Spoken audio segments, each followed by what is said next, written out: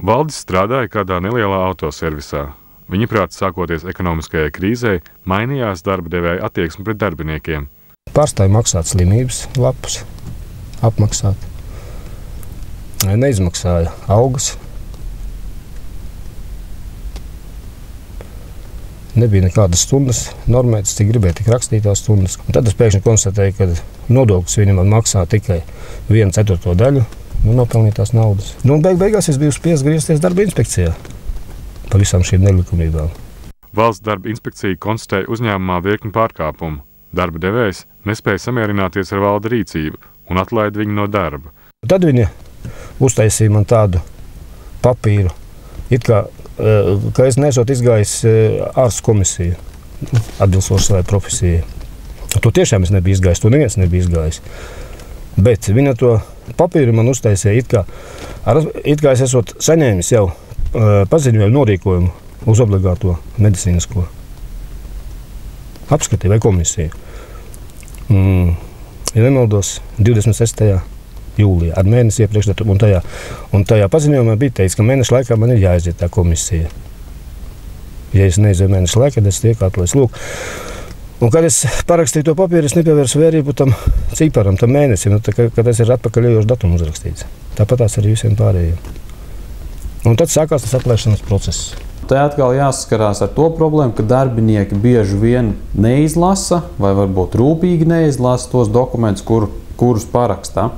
Jo, teikšu godīgi, šis nav pirmais gadījums, kad cilvēki pie manis ir vērsušies ar tādu problēmu, ka datums līgumā vai kaut kādā rīkojumā ir viens, savukārt patiesībā dokuments ir parakstīts pavisam citā datumā. Valdes uzskatīja, ka atlaišana ir nelikumīga un vērsās atbildīgajās valsts institūcijās.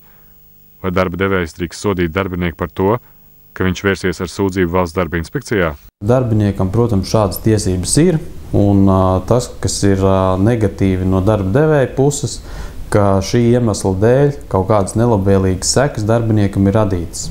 Jo darba likums īpaši arī aizsargā darbinieku un pasaka, ka darba devējs nedrīkst viņu sodīt vai kādas negatīvas sekas radīt, ja viņš izmanto likumā noteiktās tiesības vērsties valsts darba inspekcijā un ziņot par kaut kādiem pārkāpumiem. Vai darba devējiem ir tiesības uzteikt darba līgumu, ja darbinieks nav saulaicīgi veicis obligāto veselības pārbaudi? Tīri formāli, protams, darba kārtība nav ievērota, rīkojums nav ievērots, pienākums izdiet pārbaudi nav veikts, tad mēs šo darbinieku atlaižam. Tas, kas ir būtiski tas, kas ir noteikti jāskatās, vai šāds pārkāpums ir būtisks vai nav. Ja es atnāku 5 minūtes nokavēju darbu, jautājums, vai tas ir būtiski vai nav. Formāli tas ir līguma pārkāpums vai darba kārtības.